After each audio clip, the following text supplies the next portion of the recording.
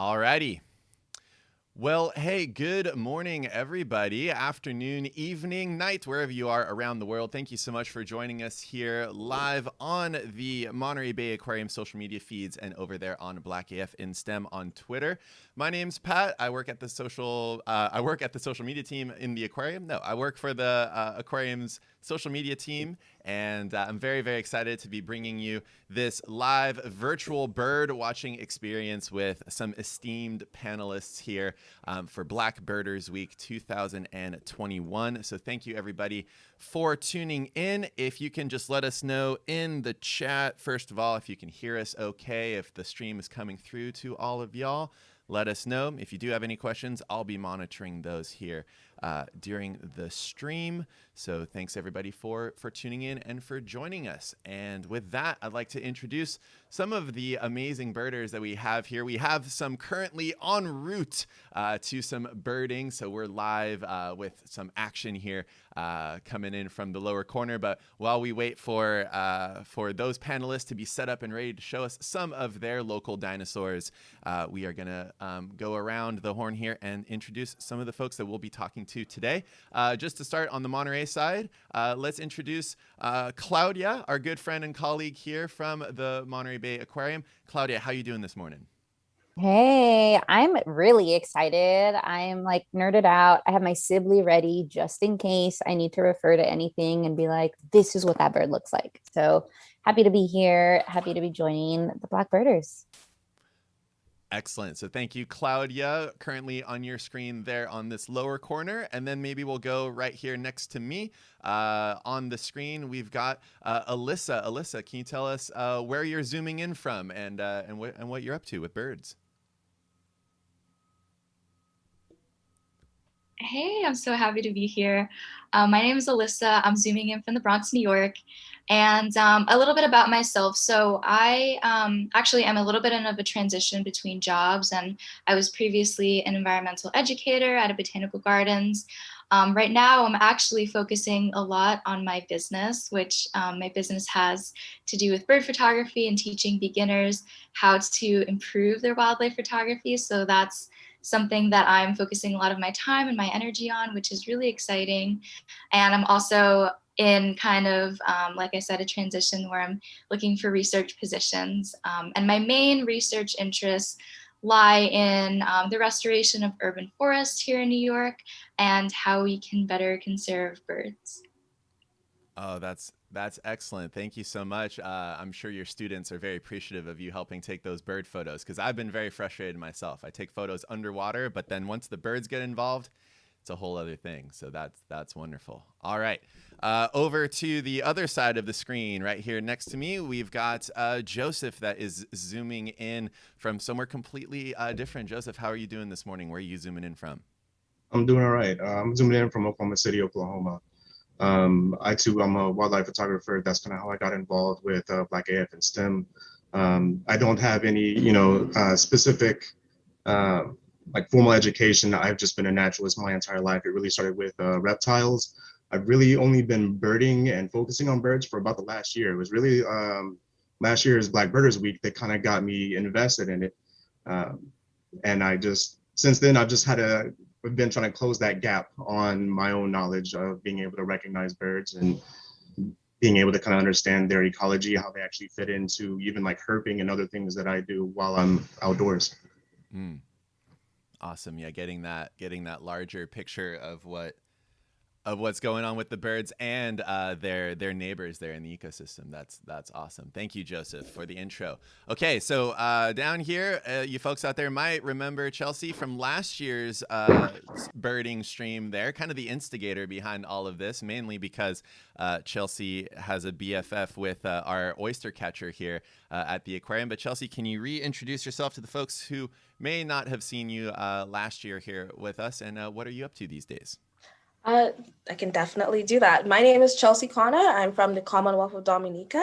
I have been watching Monterey Bay's Aviary Cam for a very long time. I've been a fan for a very long time as well. I took the chance and I DM'd them. And they were like, oh, we remember you tweeting about this shirt that you have from our aquarium. Yeah. let's do this. So got to go bird watching with them, and I do appreciate seeing shorebirds. I have some work to do with American shorebirds, but I've been bird watching on my island since I was a little kid. I helped start Blackbirders Week, and I'm so happy to be a part of this again today.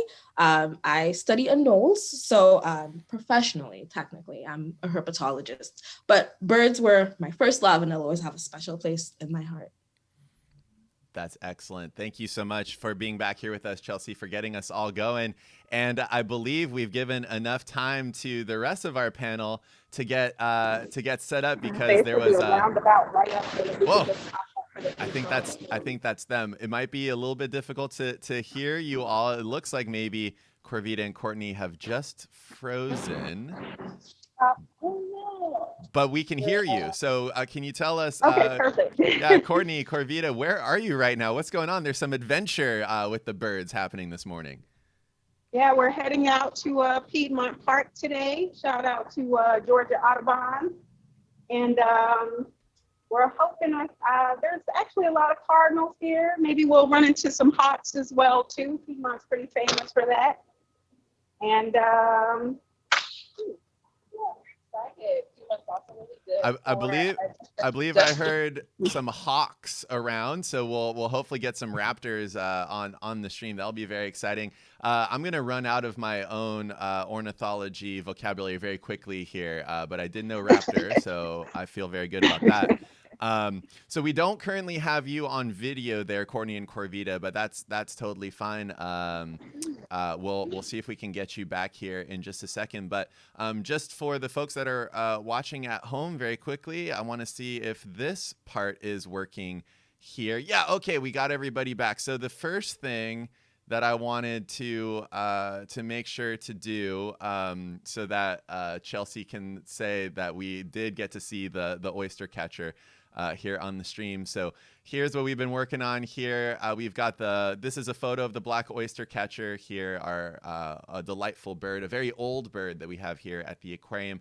We have an aviary with a lot of rescued shorebirds, a lot of birds that were hatched out in zoos and aquariums. And so our oyster catcher is pretty much the matriarch of the exhibit, kind of bosses everybody around.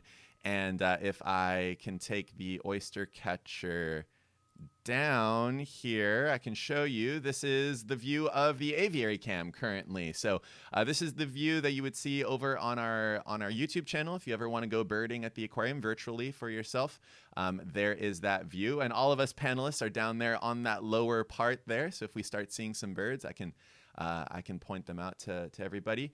And so right now this is on the automated sweep. So this is maybe kind of fun for you folks out there of not being able to tell where the next bird is going to be coming from here on this stream. And that's kind of where I wanted to start with everybody as we look at our aviary, as we see Courtney and Corvita going out there into the field to go find us some birds. I just wanted to throw it around the panel just very quickly.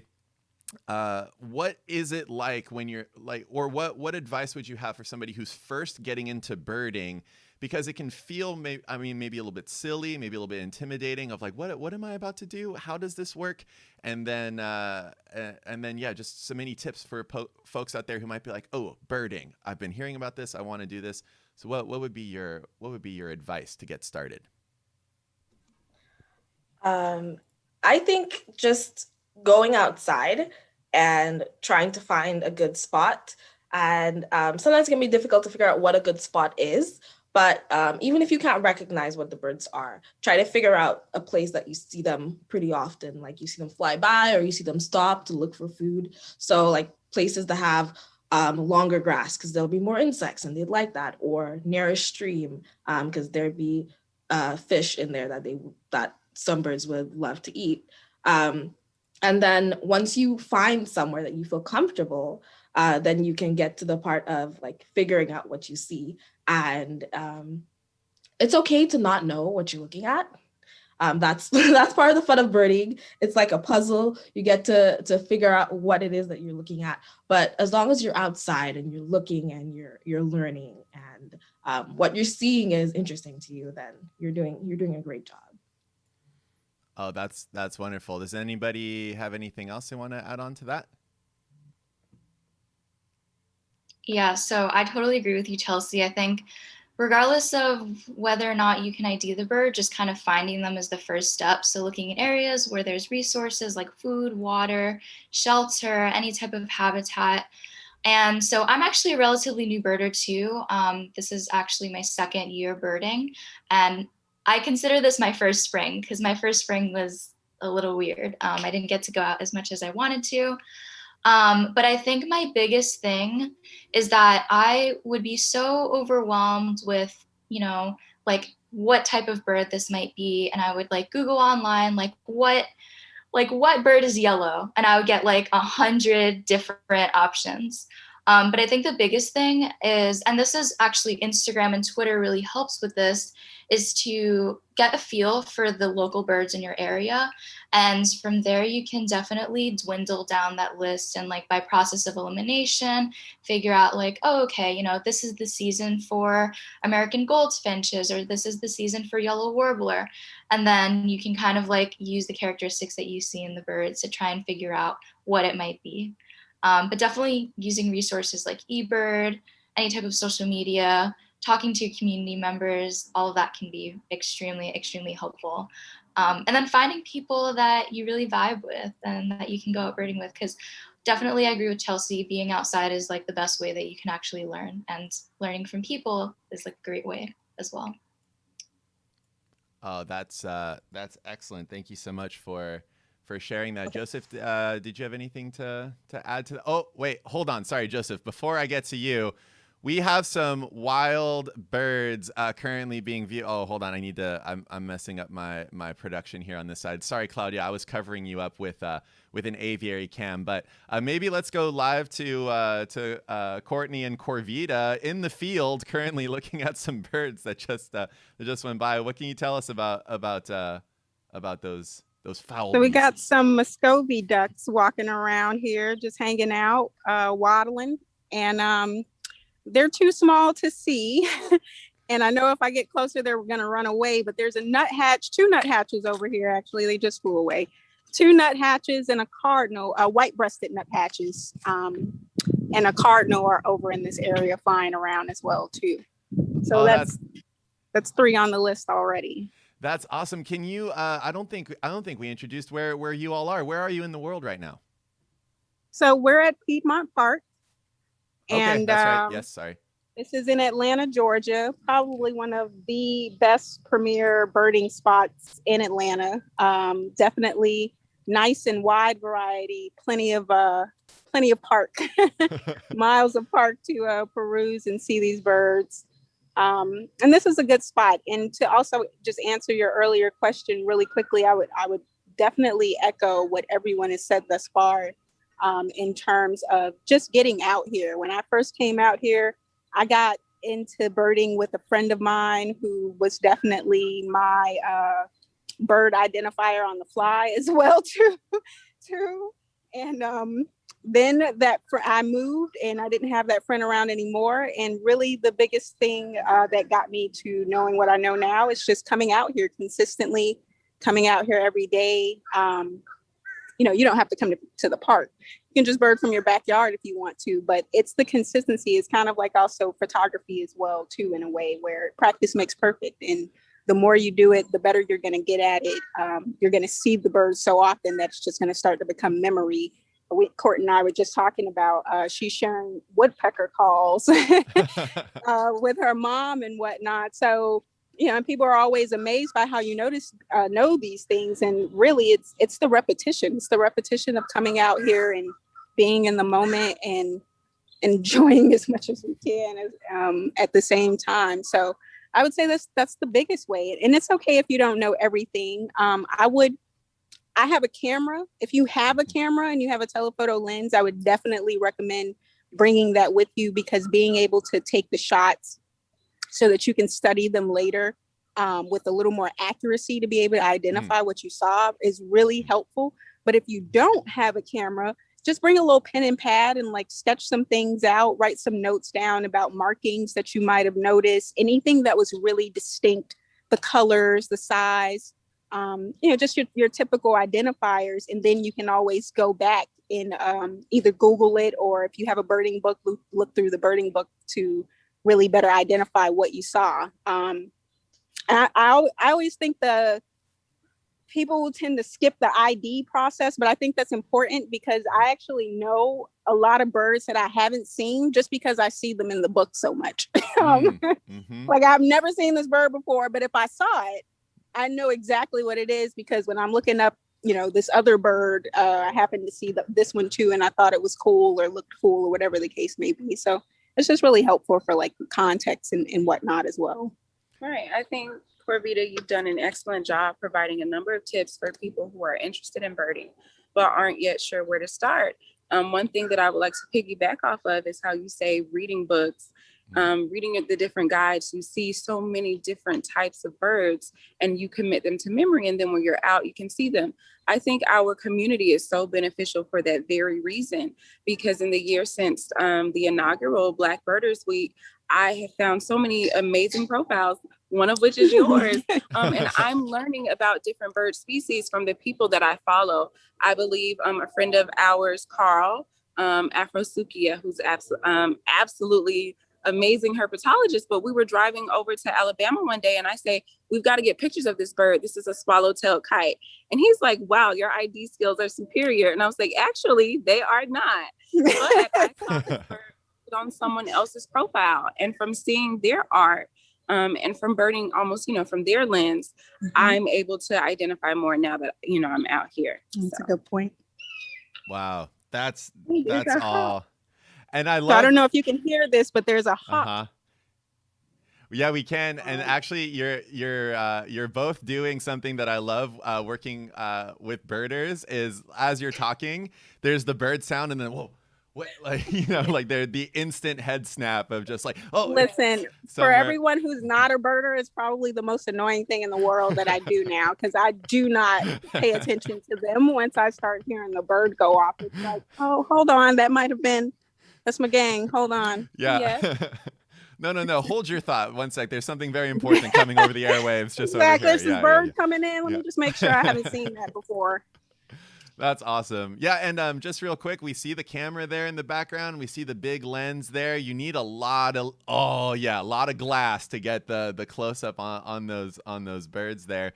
And I think just piggybacking off of that, I would just want to hop over to Joseph if you have anything to add there as that photographer, somebody out there trying to take those photos, trying to create that art. What do you have tips maybe for folks out there who are like, do I need this big camera? How do I interpret birding through not making it all about the photography, or what might be your approach to that? I mean, I'm really kind of still a novice photographer as it comes to birds. I mean, my focus has always been, or what I'm known for, is really macro photography, photographing insects, making tiny things, huge. So I'm still learning a lot when it comes to bird photography. I did get a telephoto lens recently, and kind of some of the basics is shooting at high speeds, ideally, because birds are constantly moving. There's almost no way, since you're far away from them, you can't pose them like I could, like with a snake or something. If I catch a snake, I can pose it, hopefully get it to sit still long enough. Birds, you don't have that kind of luck. Also, especially if you're shooting birds in flight, you really got to be shooting really high speeds, like 1 in 2,000, 1 in 2,500, and just kind of adjust your aperture and your ISO to accommodate for that high speed. Kind of going back to when it comes to just kind of like beginning with birding, one thing that I found that helped for me is kind of also knowing where you're at and not necessarily changing so much of it. So like with always looking for invertebrates or snakes, I'm always on the move. And I'd always kind of understood birders will kind of like camp up in one spot and they'll just sit there and they have the patience. I don't have that kind of patience. Like all of my time spent outdoors, all of my life has been on the move. And so it was too much of a conflict of my own way of being to sit still and wait for the birds to come. So I just kept moving, and I just started to take notice of the birds that I would actually see while I was on the move. Whether I'm like road cruising back roads for snakes or anything like that at all. I did learn to kind of spend more time around the lakes, driving around the lakes for shorebirds and water birds over the winter, since they overwinter here in Oklahoma pretty well. And that got me some practice sitting still a little bit, but not much. Definitely not now that it's warm. Yeah, like try to fit them within what works for you, and then kind of notice what the bird behaviors are. And also, one of the other things that helped me is instead of pinning down the exact species, I started to learn kind of where they fit into like the broader groupings. Like I have no idea what kind of sparrow that is, but I know that that is a sparrow, or that it's a warbler, or even like a duck. Like I don't know what kind of duck that is, but you know, I think I was mistaking like a ring-billed duck and a greater scalp for like the majority of the winter, until I finally figured it out like in January or something. So be patient with yourself, incorporate birding into what you're already practicing, and just enjoy it. Awesome. Yeah, you know, there are so many similarities between what you're talking about. With I do a lot of underwater photography, and you can sometimes lose track of like this is supposed to be fun and this is supposed to be my time, you know, to look. You can get really wrapped up around, I need this equipment, I need this to happen, this to happen, this to happen for me to have a good experience, when really to what you're saying, it can be very personal in terms of how you enjoy what you feel like doing. So like right now we've got the birding going on. You could probably set up a blind and just sit there for a few days and like wait on one woodpecker or something, but also just going out and seeing who's about and what's happening with the larger environment there, and seeing what kind of birds are responding to that. I love that. And I want to go over to Claudia, and I'm gonna also just put up our aviary cam to see if we can spot some of our birds over there. Because birding at the aquarium, we can get some really crisp photos of our birds in the aviary because they don't really move too much, and they also know that we have the food, so they tend to come towards us, which I think is the opposite of what usually happens in the wild there. So for Claudia, you're starting off, or you said yourself that you're kind of beginning your birding a little bit, or still a little bit starting off. What would you say is a good thing if you're visiting the aquarium? You can start birding in our aviary and then go from those maybe training wheels out to the bigger world. Yeah, absolutely. I've been birding for a few years, but I still very much consider myself a novice compared to, which I know I shouldn't be comparing myself, but it's hard not to. But compared to like a lot of the very knowledgeable people that are at the aquarium or that are in my community. And I do really like the aviary for being able to brush up on those shorebird skills, because I feel like that's where I struggle.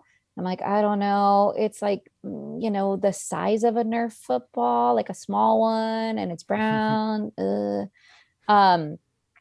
And for me, like, I really love all of these tips that folks are talking about. And like, just from my experience, I got into birding because I have a friend who was really excited about birding, and I caught the bug from them, or the bird from them. And like that just created a safe space for us to like learn from each other. And then when we started to find out, like, I think you really also need to embrace the identity of like, yeah, I'm a birder, because I think a lot of people feel like I need to be at this certain level in order to consider myself a birder. And I think I had only been birding maybe a year and a half when I went to my first birding festival.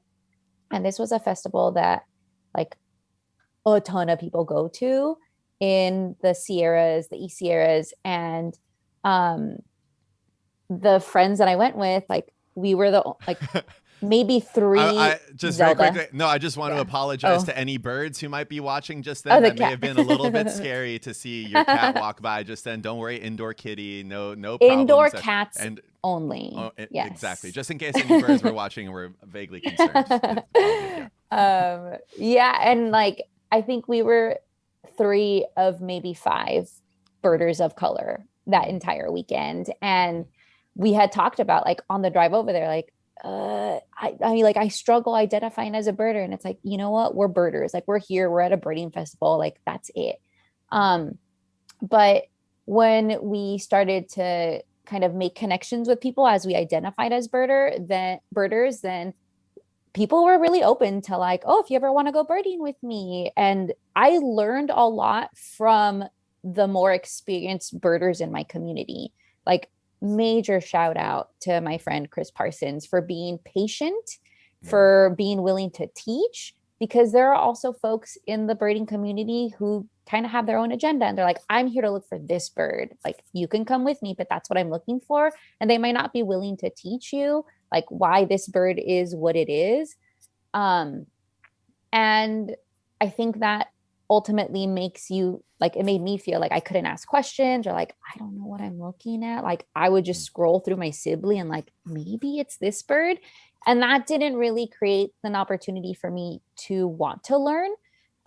So you kind of do have to create your own little like safe space and like agreements about like, you know, this is how we bird. Like, I do have a friend that I bird with, and he very much is like, that's a thing. And I'm like, where are you pointing? Like, I don't know what you're looking at. Like, I can't see that. And I like to count something in like my mental list after I've seen it. Right. If you told me you saw something, that's cool. That's in your list, but like, that's not in my list now. So, kind of having those agreements with friends that you're going to go out with, or with, you know, other folks that you're going to go out with. And the other tip that I really like is, yeah, there can be some lower tech or like less expensive ways to get into birding, because if you know somebody whose love language is to give things, put birding stuff on your list. That's how I've gotten like guides and binoculars. It's like, I thought of you and I gave you this thing, or like, here's my birthday list. And that's how you can acquire a lot of really good equipment as well.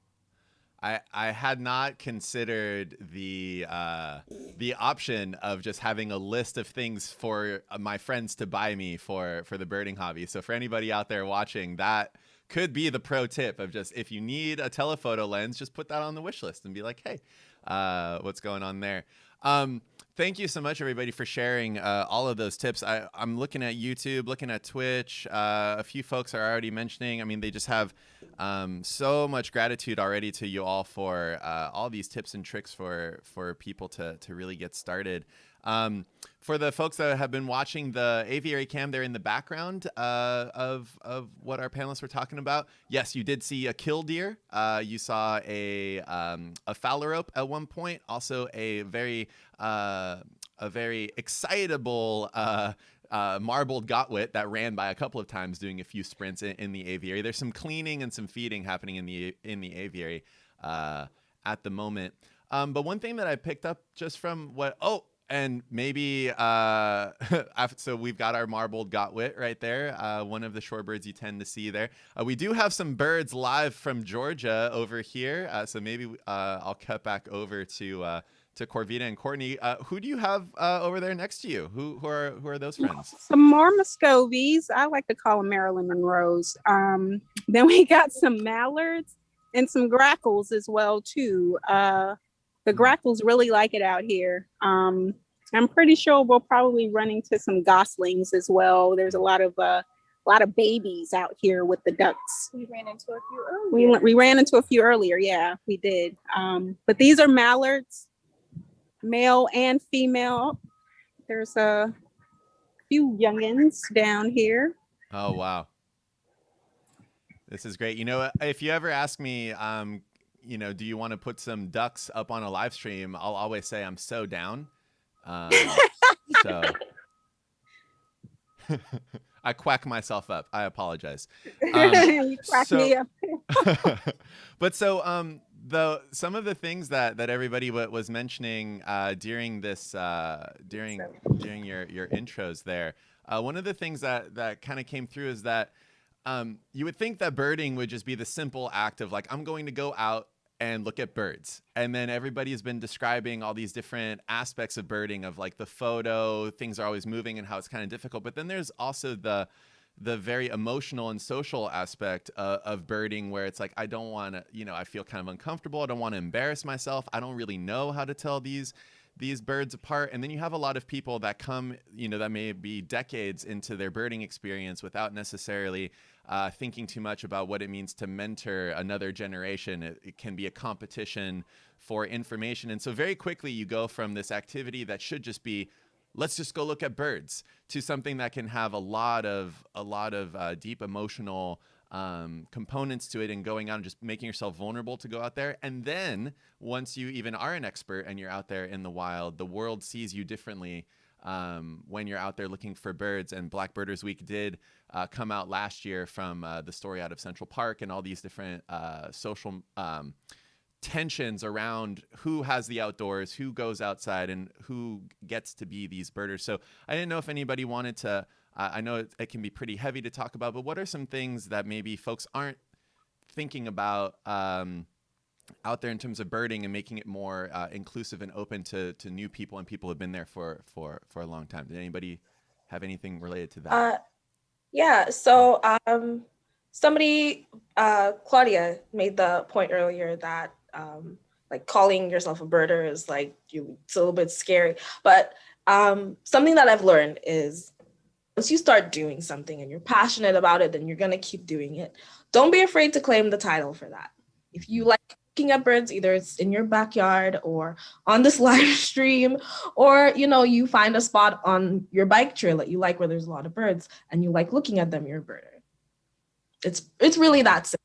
There's no need to gatekeep things.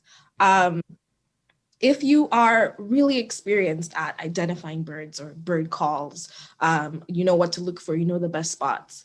It is super important that you pass that knowledge on. There's no reason to gatekeep knowledge. There's nothing to gain from that. There are people who would completely extremely benefit from what you know and you passing that on and you sharing it, because there's just so much fun to be had with that. And it's also important that you make people feel welcome. This last year and this year, we're showing you that some people don't feel comfortable. We don't feel welcome. And gatekeeping is part of what keeps us out of certain hobbies. Feeling like people have to be a certain way or look a certain way to do a hobby is completely wrong and unnecessary. And it's that kind of mindset that keeps us back. There's so many people who have different points of view of things.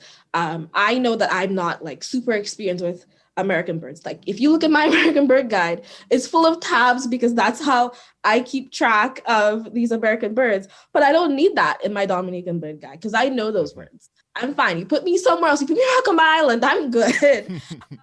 Have different points of knowledge. Some people are really good with birding by air. I'm not at all, not even a little bit. Some people are great at it. Courtney and Karina were just talking about a hawk, and I'm like, sure. But if you know how to identify these calls and someone else doesn't, there's no reason to keep that to yourself. There's no reason to consider them any less of a bird than you are for that. Absolutely. Yeah. I don't know. Courtney, did you have anything you wanted to add on to what Chelsea was just saying there? Yeah, absolutely. I think the conversation has come up several times in some of my personal chats with people and some chats related to Black Birders Week, that we, especially as women, are outside. We don't just experience racism, we experience sexism a lot too. Albeit most people who are being sexist don't realize that they are. So it's important that we call out these things when we see them. But for me, I'm kind of small. And as you can see, Corvita's kind of small too. It's very easy to be intimidated by people who are more experienced or more sizable. So one of my first birding trips last year was over to the amazing family farm that Chris of Birds and Nature Tours has. And I really, really loved that experience because they were so welcoming. But one thing that Chris emphasized was safety in the outdoors. How can we make this more accessible? You get hay rides when you go over there, so you don't have to walk or anything like that if you don't want around the property. But really, you get a sense of community of people who are committed to your passion, just like you are, and want to make sure you're as comfortable as possible when you're around them and when you're in the outdoors. And that's absolutely important. So one thing I want to say, like Chelsea just being able to admit, some of us don't have the same experience. Like Chelsea, I maybe know 10 bird calls, and they're like the super, super obvious ones, like hawks or crows or eastern towies, because they have such distinct calls. Whereas you get into the warblers, and I don't know, it's just a yellow bird, right? But when someone sees that you lack that experience and they say, hey, here, you can confide in me. You can come along with me. Don't worry. I'm not only going to make sure that you have a good time while you're out here, but I'm going to make sure that you're safe and nobody's picking on you or anything like that. Those are things that have really stood out to me. Oh, that's awesome. Corvita, anything else? I would say the same. Just being welcoming by helping, being helpful rather than critical. Some people think they're being helpful with certain comments, and it's actually not. It's you're being critical in a way that can really discourage someone from being motivated to continue learning. Part of why I was willing to keep going after I no longer had my personal bird guide next to me was because I had gotten so much encouragement and was still getting active encouragement from her in regards to, just texting me, and I'm out there shooting pictures and texting stuff to her to like, hey, can you help me ID this, and so on and so forth. When you have folks around, when you have that type of support around you to really be helpful in cultivating your interest, it really goes a long way. I want to give a shout out to Bryony as well too, because Bryony is like, her support inside of this world has been phenomenal to me. She's just been super supportive in putting opportunities out there. Anything that she thinks you might be interested in, she'll throw it your way. And I always appreciate that, she's just that thoughtful in taking folks into consideration when things are coming across her radar as well too. Like it really has inspired me to create greater ambitions inside of this world, or just pursue bigger things that I really didn't think about beforehand. And I would add to that just having my bird gang, like Court and Vanessa, Celia, Bianca, these women to me, getting out and birding with folks in my age range who look like me, who are interested in some of the other, like just outside of birding things I'm interested in as well too. You kind of get your own little crew and you find your niche even inside of this world as well too. And I think having that community, for me, it's like, it's amazing. And they understand me in a way that non-birders just probably will never understand me. I'm like, if I start looking for a bird right now in this conversation, Court's not going to get mad. She's going to look too. Right. She's going to help me. So, everybody else will just be like, yo, you are completely ignoring me for these birds right now. I'm going to let out. Are we plotting on stalking an eastern towhee over there? Yeah, we're like, should we go over there? That's so. Not only is the birding head snap another thing, the gulf between you and your regular friends as you get into the birding community just becomes like larger and larger. I imagine, right? It's just like, well, I mean, we could go out for drinks, but I heard that there's this bird that, and maybe we can stop at this park that's next door first. Yeah. And then go get the drinks to treat ourselves. Yeah. And I'm sure a lot of friends of birders are getting a lot of texts saying, I'll be late. So I'm sure that's happening. Well, I mean, listen, if I even answer the phone when they call, please don't call me while I'm birding, because it's not going to be a good look. Not here. No. However, I will add that in some cases, I'm always a little fascinated and amazed by who takes to it. But in some cases, I have created a bit of I gave them a line to get into the birding world with a couple of friends who now they're not, coming to the park like I am or anything like that, but they are paying a little more attention. They have a little more awareness in that, they'll text me pictures of, hey, I saw this. A friend of mine discovered a robin's nest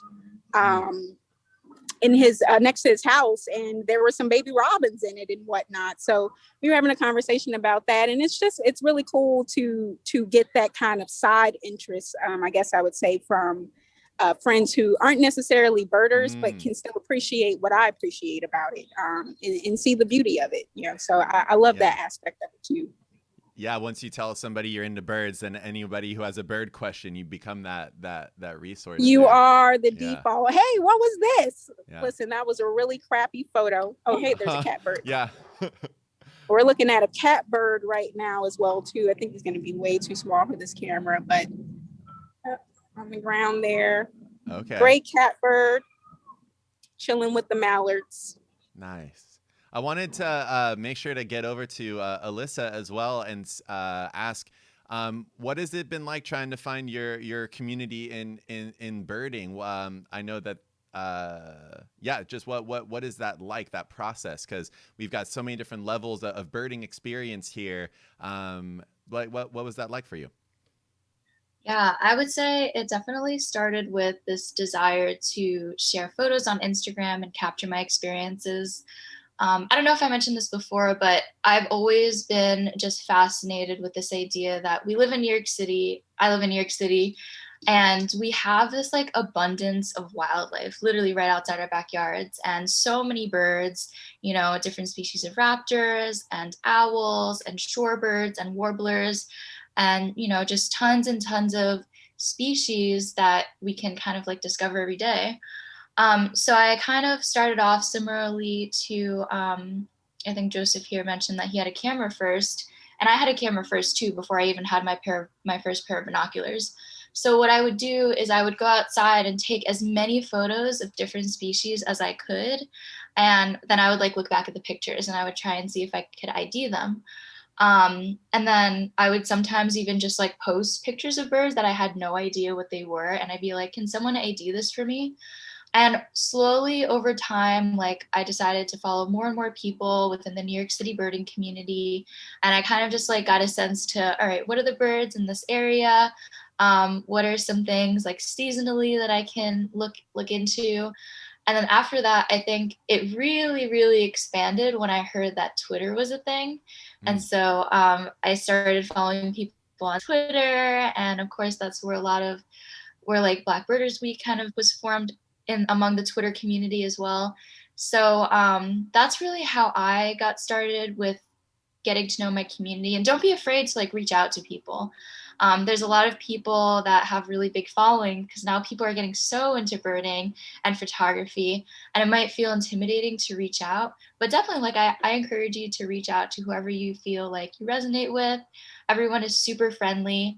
And then one other thing that I would say is if you do have an experience, like I have experiences all the time where people will be like, oh, like, what camera are you using? And talk to me in a really condescending way and just like gatekeep, or they will like tell me they saw a bird and not tell me where they saw it, and just do really weird things like that that make me feel like I'm not part of, they don't consider me part of their world.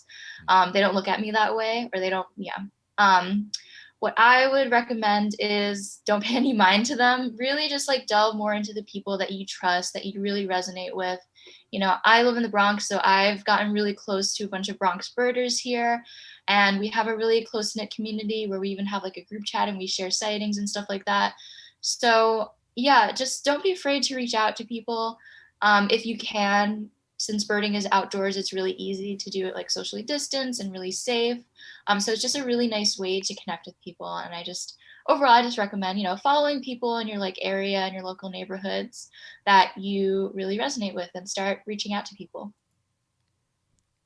Oh, that's awesome. Thanks. And so many people here in the chats are mentioning similar things.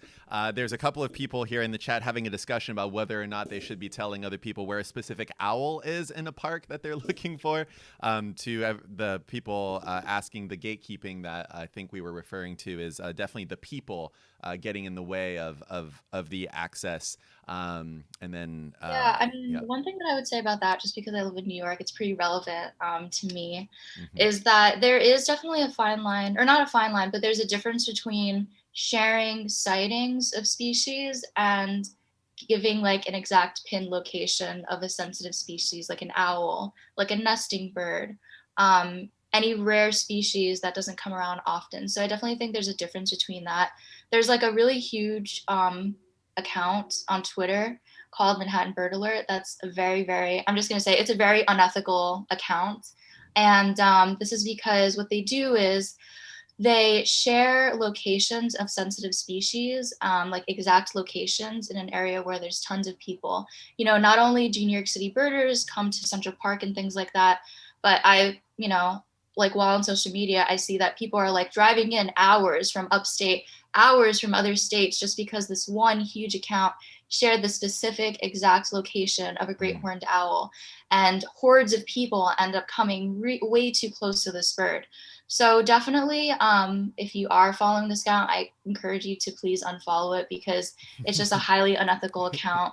And they also mute and block any scientists or researchers that try to speak out against it. So it's the person who runs it is not a researcher, is not like anyone who is looking out for the bird's best interests. So definitely just wanted to put that out there in terms of like the difference between like gatekeeping versus just being an ethical birder and being aware of like keeping the bird's best interests in mind. Yeah, no, thank you for sharing that. And that's something we face a lot here in the Monterey Bay. There's a gap of knowledge and understanding between the photo that people see on social media and the experience in nature that brings that photo to people. And so we often have people getting too close to marine mammals or behaving inappropriately around seabird nesting sites in the area because, a lot of times what people are seeing on social media, there's a disconnect between that photo and then what is actually okay for you to go and do in the wild. So thank you for bringing that up. Yeah, it's you would think we're just talking about looking at birds, but there's ethics and just politics and culture all interwoven into this activity, and there's often a gap of knowledge and understanding between somebody seeing something on social media and then what the actual birders like yourselves out there know. This you would never do this, but it doesn't necessarily it's not something that would necessarily come to people's mind. Especially like sometimes this is also regarding like herpetology and other wild animals. When you take pictures of certain animals, like Joseph's pictures of snakes, like that, it doesn't mean that he's right next to them. You don't have to go right next to these animals. Just because the picture looks close does not mean that anybody's advising you to get right next to any dangerous animal or any wildlife at all. Definitely best to observe them from a safe distance. Don't disturb nests. Don't bait them. Don't bait an animal ever. For a picture, not to get a better look at it, whatever it is, don't bait animals. They're gonna get that habit that, okay, I'm being fed by people, and they're gonna keep coming back for food. They're gonna like, okay, human means food, and we don't want that. That's right. Yeah, thank you for that. I'm looking at the time. I just want to point out we've got about 10 minutes left with everybody here, and I think now would be a good time to just share if you have any parting thoughts or plugs or something, especially for folks who might be watching these streams. They might feel intimidated about going outdoors to do this activity, but they really want to get involved with it. Is there something that you want to share with people, reflecting on the last year that we had since the previous Black Birders Week of what it means to get outdoors and look for these birds? And I'll start with Joseph, because we're going around the horn here, and then we'll flip it back around over to Courtney and Corvita, I think. But anything thinking about this last year, and we're talking about lifer memories in a sense of going out. A lot of people might be seeing their first lifer bird, after watching the stream, they'll get out there. What would you want the folks to know? Free form. Wow. Can I skip mine? Can you come back around to me? Absolutely, can do. What do we think?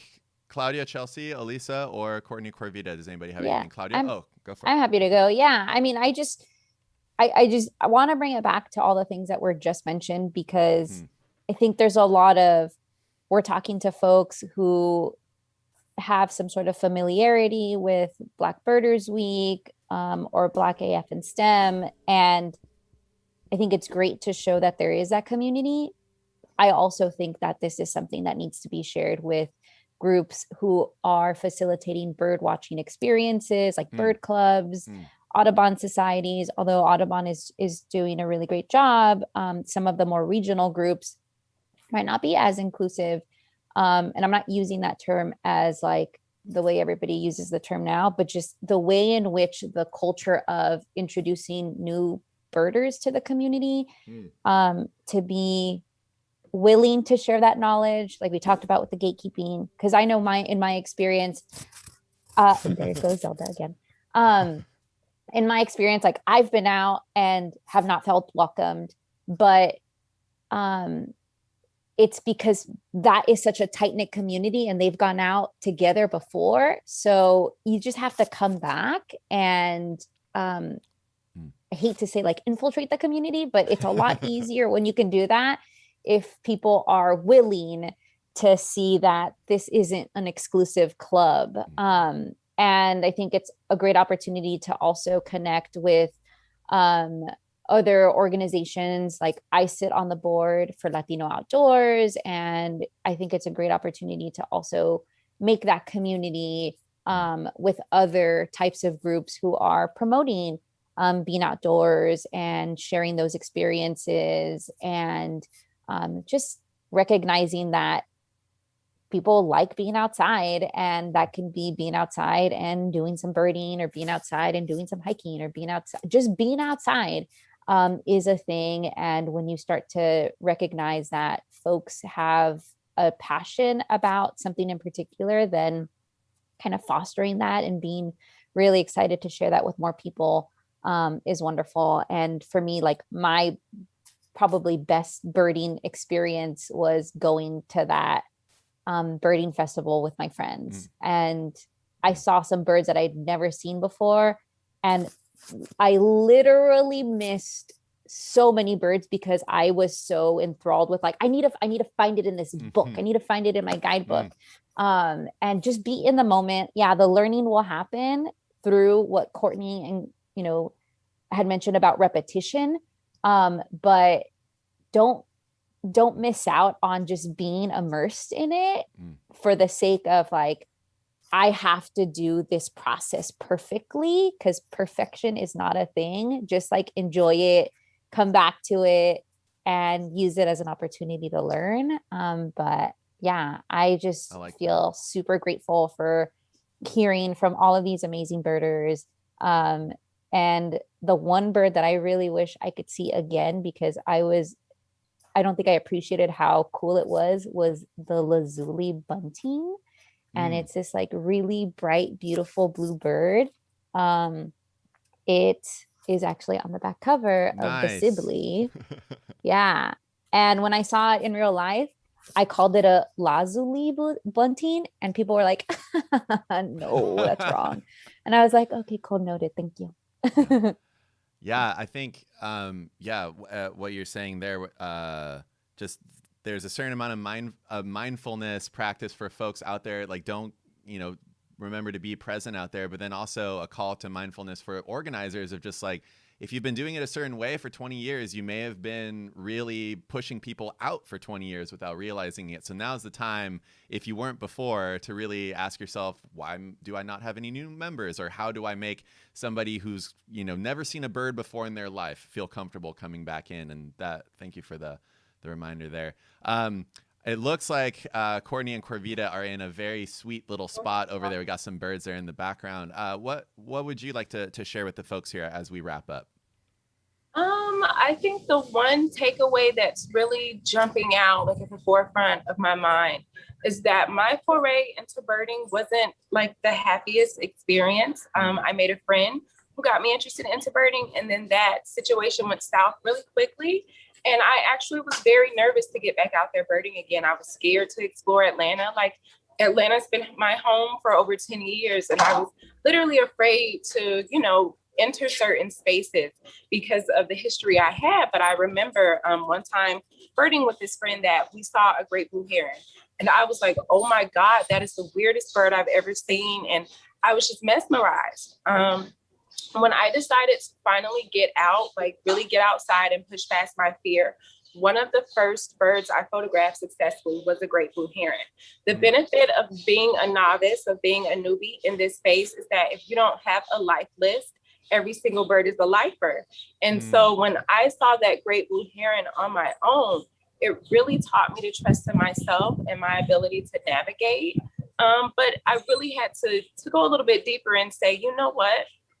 Someone shared this excitement with you. Someone shared this experience with you. And as you're growing in your photography practice, as you're growing as a birder, share this with someone else. Be that spark for someone else. And so this is actually Corvita and our first time meeting. We've been Really? friends online. Yeah. No way. What?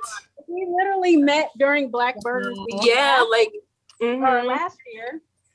And I've been moving around a lot, but Okay. Yeah, I think everybody in the world was like, and there goes the camera into the water. Oh, okay, we're good. no, that's why we're being careful with that.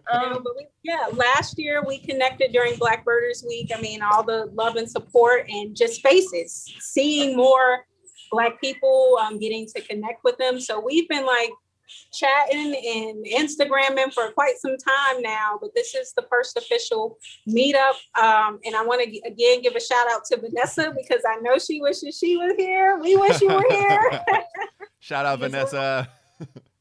Yeah. So thank you all for hosting this event. Chelsea, from the bottom of my heart, thank you for inviting us all to participate because, again, it created an opportunity for community to be something beyond just online, but something in the actual present, in the physical. And I'm having so much fun birding with Corvita. I hope you all are having fun and have had fun exploring Atlanta with us.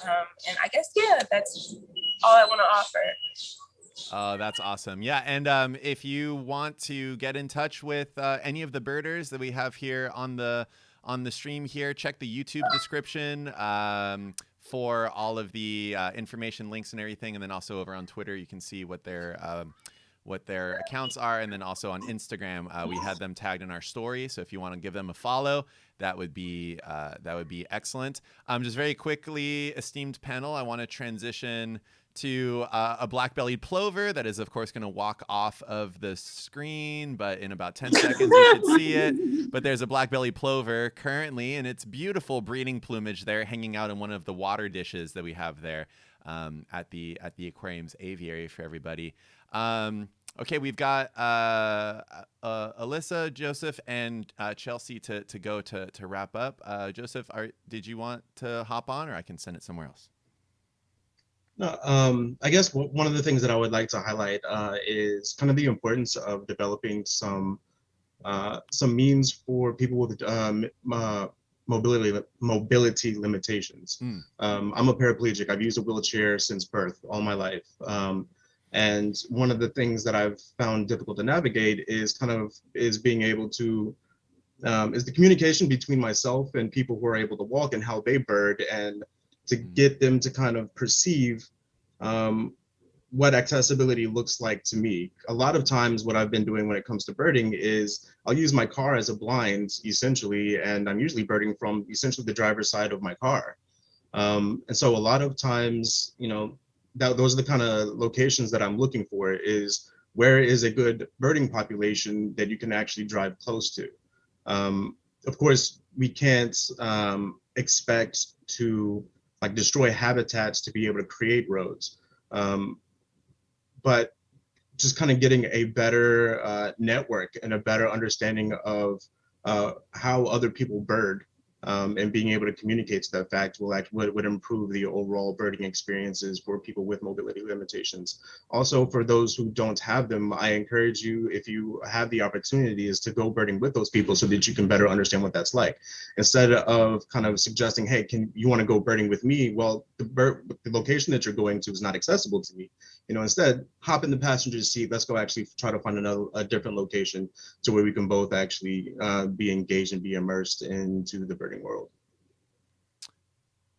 Awesome. Thank you so much for sharing that. Yes, very good reminder to, just being extra mindful, or maybe not extra mindful, just being really thoughtful in reaching out to people. Okay. Sorry. I had Claudia covered up with the Aviary Cam there for a little bit. I'm trying to fix my scenes. Sorry about that.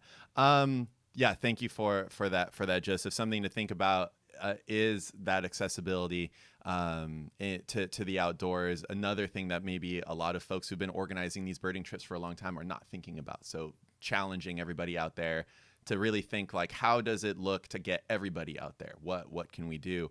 So thank you for that. Alyssa, yes. Yeah. Okay. So final thoughts for me. I was actually looking at my eBird list because, we had we were going to talk a little bit about birds that we've seen. And I realized that my first bird I ever logged was a northern cardinal.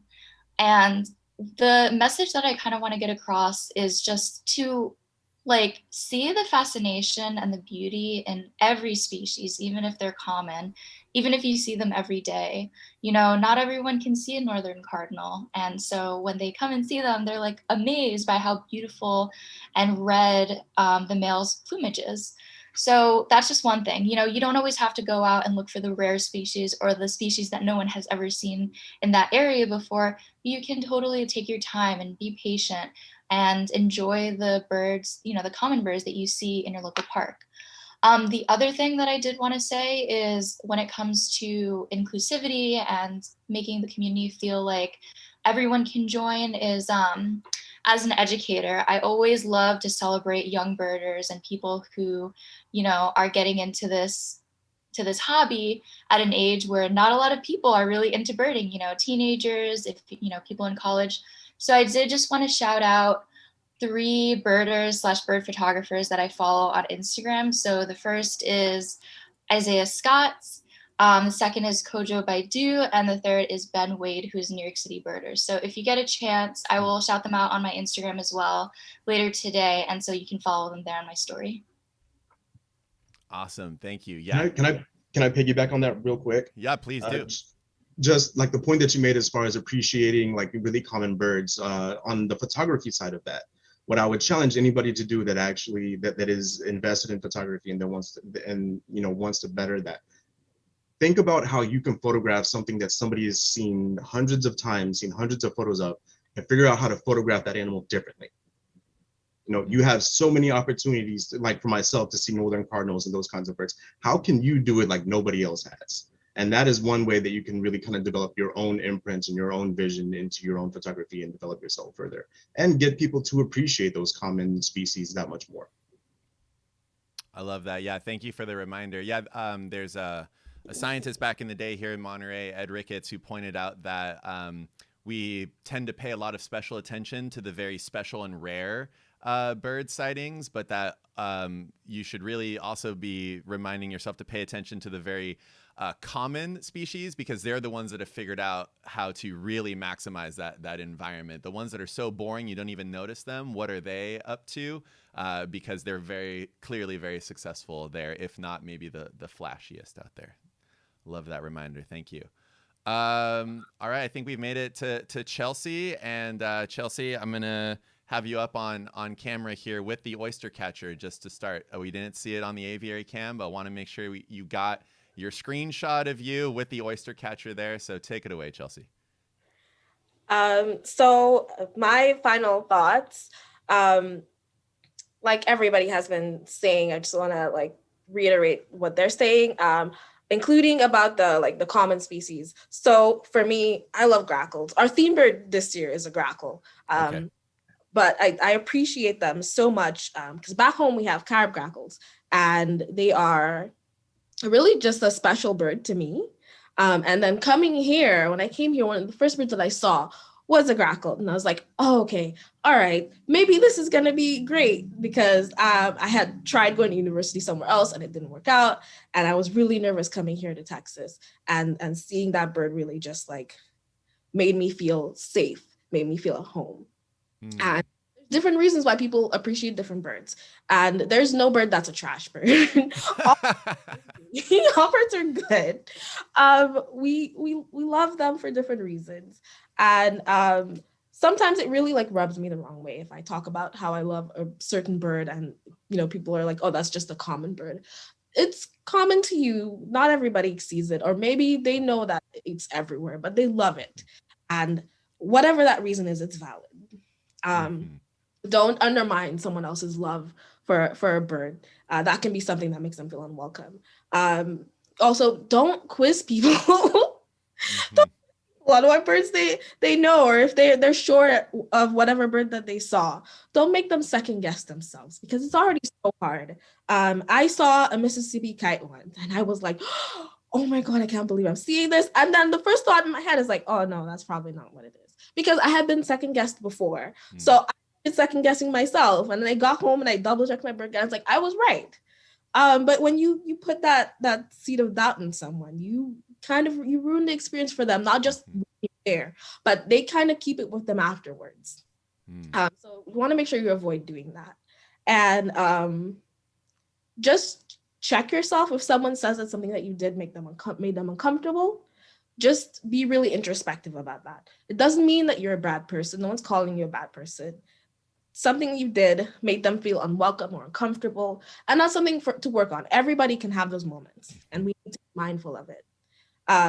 Like I have PTSD. If you approach me too quickly and I'm like looking at a bird and suddenly I'm not gonna like that. That's something to be mindful of if someone asks you to do better about something. And really just make sure that in your communities you're being kind and you're being thoughtful.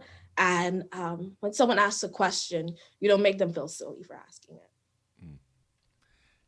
Thank you so much, Chelsea, for sharing all of that. I need to remove the oyster catcher from here. No, real she's quick. good. Okay, I mean, I'll let you take that up with Corvita and Courtney over there. You got an oyster catcher blocking you here at the moment here. Let me see. There we go. Okay. Oh, see, I got it off before they flipped the camera back around. So no harm, no foul. Awesome. Well, I wanted to just say thank you so much to everybody for sharing your experience. Again, if you want to follow any of the birders that we've been featuring here on the aquarium stream, the information is there on Twitter. We've got a tweet out with their handles, and then also on YouTube, you can see the Instagram, and also on our Instagram story, you can see the different accounts there. I just love being able to look down over here in the corner, and Courtney's lining up the shot for another bird there. That's awesome. So thank you so much to everybody for tuning in. Follow hashtag Blackbirders Week 2021, hashtag Blackbirders Week across social media to find even more amazing live streams. The Black AF in STEM social media accounts over on Instagram and Twitter. Are y'all everywhere else too? I know Instagram and Twitter for sure. So Black AF in STEM, find your local community. And there's plenty more activities that are happening all throughout this week. So please make sure to follow them and tune in to the rest of that amazing programming. And go out and see some birds and be mindful about not bumming people out trying to look at some birds, all you out there. So with that, everybody, thank you so much for being here for this virtual bird watching at the Monterey Bay Aquarium with Black AF and STEM. Thank you to the esteemed panel, and we will see you again soon. And before I sign off, all of y'all are invited to the aquarium if you can ever make it out over here. We have an aquarium that's open again. You can come see the black oyster catcher in person, Chelsea. It's finally possible. So let us know whenever you want to come over. I'd love to host y'all and go do some birding. Claudia can show you the spots, and we'll have a great time if you can make it out here. All right. Thanks so much, everybody, and we'll see you again soon. Bye.